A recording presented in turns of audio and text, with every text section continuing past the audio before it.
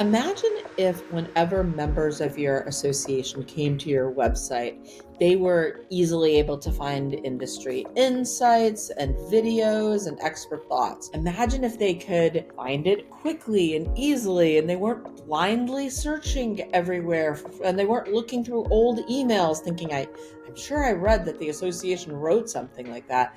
Imagine if there was a user-friendly hub where they could just find all of this stuff. That would be awesome. I'm Erica Dickstein. I'm here with my colleague Laura Mayer, and we're Hello. going to talk today about what a well-planned, well-executed resource center is and how that benefits associations. Yeah. So I think right first off the bat, Erica, what is a resource center? What do you mean by that when we talk about that? When we talk about a resource center, I think of the definition, right? The definition of it is a centralized online hub that contains content that supports an organization, in this case, an association's mission, right? Mhm. It's the content that is created.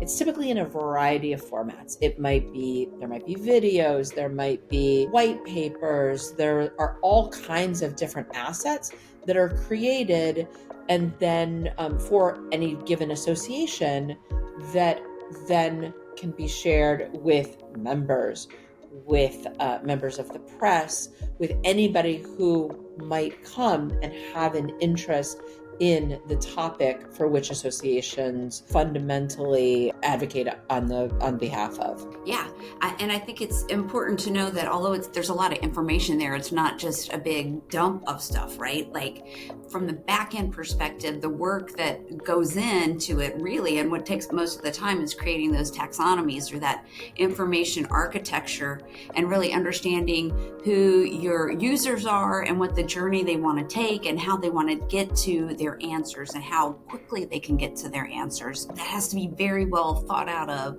and laid out in the back end. That's a great point, Laura. And, one thing I would like to point out is you specified on the back end, meaning the interface, whatever the platform is that you're using, right? Mhm. How that categorization takes place. But I think we need a really well created resource center has a lot of thought given onto the front end as well, meaning what is the interface that the user is coming and looking at it. And so they're able to not just search, but they're actually able to sort and sift through and review and navigate the information in a way that is meaningful to them. And that's one of the things I know associations, and actually a lot of the organizations we work with, really struggle with is how do you portray the information, not based on our departments, not based on sort of how we as an organization think about things, but how do people think about, how do these clients, how do these members come and visit your resource center and are able to review them? Yeah. So, other than adding value to the members, what do you see are the benefits of an association having a resource center? Well, the assets that go into a resource center are things that almost by definition these associations create, right? Mhm.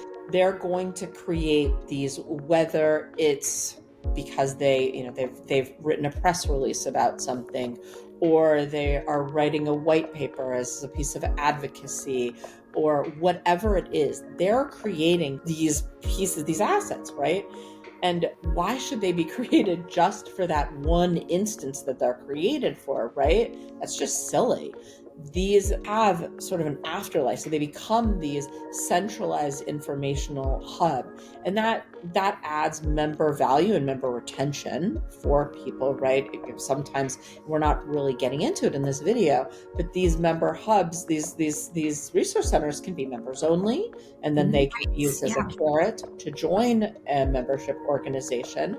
Or in some cases, they're more open to the public, or we've seen hybrids, right? Yeah. There's a lot of specialty information that's only available to members, but there's sort of more general information that you want to make available to the press and to other stakeholders, right? But so it provides that member value and retention. It's all about thought leadership.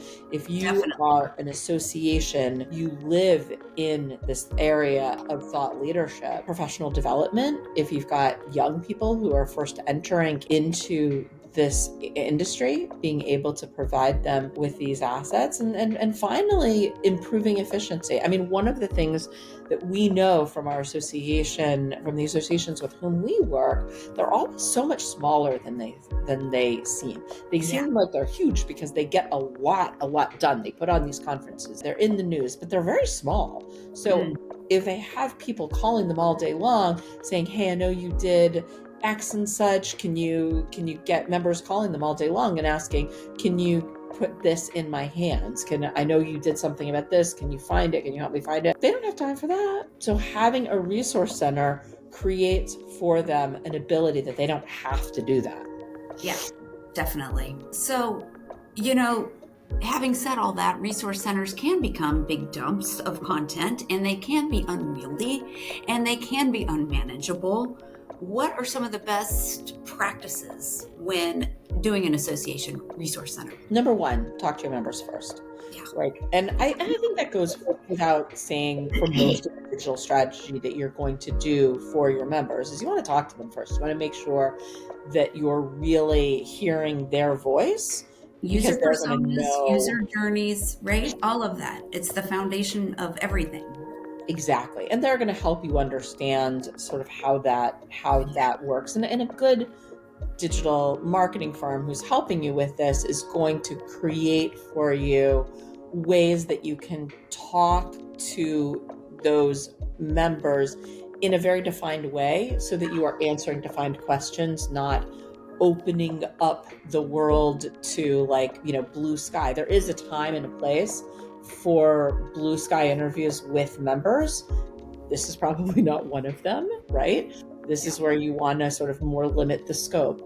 But talk to them about it. That's the first thing I would say. The second thing I would say, spend so much more time coming up with a categorization in the taxonomy than you think that you need. Yeah, it always takes longer than clients think it should need, and that's because it hasn't really been thought through like that before. Absolutely. And you don't want it just to fit you for the date that this is March 13th, 2025 is when this is being recorded, right? I know it's going out in April, but you want it to fit not just in March of 2025 and April in 2025, but you want to be able to continue to build this hub, this online resource center that's going to be great in 2027, 2032, right? You want to be able to continue to build on this. And so that's why you really think through that taxonomy, because as you grow, you won't be able to envision all of the things that are to come, but you're going to be able to create a taxonomy that can take those additional, I'm thinking of a Christmas tree, the additional ornaments that you plan to purchase, that you plan to purchase in the future. Yeah, I think, and that leads into have someone in charge and have it documented who's creating and categorizing your new information so that all of your content creators have a workflow that they follow. It's documented. If that person leaves, goes on vacation, you get another person, they can jump in and understand what's going on in your back end in that what the users don't see so that everything is doing what it's supposed to on the front end. I love that. It's such a critical piece of, it feels like anything that you do with the web, knowing who is identifiably in charge. But for a resource center is particularly important because you want somebody who has metrics against the performance of that, who's looking out for what are the next assets when they hear something is being produced, putting them on there and making sure that they're categorized, and having it not just be something that sort of everybody is responsible for and therefore nobody is responsible for. Yeah, I often think of it like a farm, right? And if you were growing and cultivating a large farm, you wouldn't just randomly have someone come in and take over the farm, right? You'd have some very specific systems in place. Absolutely. And then the final one I would say in terms of best practices is, this is always such a simple one, but it's something that people are so bad about doing, which is tracking usage and analytics. Yes. Yeah, right. What is the saying that is oft repeated? What is measured is managed. It's not, this isn't my quote. This is just sort of out there in the ether. But if Yes. you are not looking at it, you are not managing against it, and you are not performing as well as you can. Right. Know the data. Yeah, absolutely.